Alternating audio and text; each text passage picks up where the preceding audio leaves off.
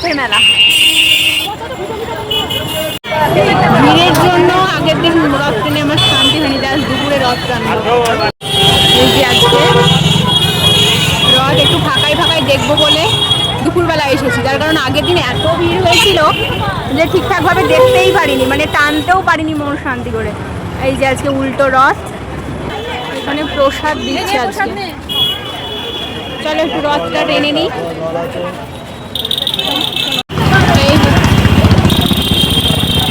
এইদিকে ভিড়, এইদিকে ভিড়, ছোট ছোট রথ। ও এগুলো তো আজকে উল্টো দিকে, তাই এইদিকে মুখ, উল্টো রথ উল্টো দিকে মুখ। হ্যাঁ এটা একটু টেনে নিলাম। কোনটা? এটা এটা ওরা বলছে আমাকে এটা টানো, এটা টানো। কি হচ্ছে ওখানে? হচ্ছে ওখানে, বুঝতে পারছি না কি হচ্ছে।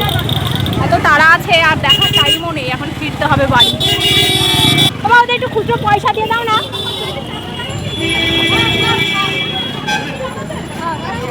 দিয়ে দাও ওদের, দিয়ে দাও।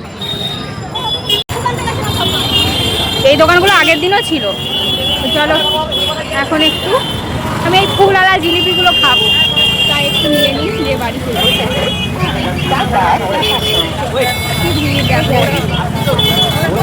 এই যে ভিড় জ্যাম লাগা শুরু হয়ে গেছে এখন। না বলো ভালো তোলে, তোমার ছবি আমি তুলে রেখেছিলাম ওই মেশিনটা সহ, ওইটা দেখে চিনতে পারলাম।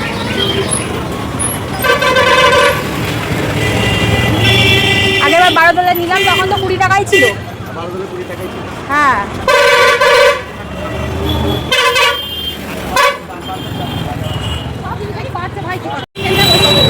হ্যাঁ এই পাঁপড়গুলোই আমি খুঁজে পাই না, এই পাঁপড়গুলো ভালো লাগে।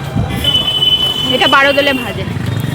রথের মেলা, জিলিপি, পাঁপড় ভাজা, বাদাম, তারপরে মাটির পুতুল, বাচ্চাদের খেলনা সবই বসে গেছে।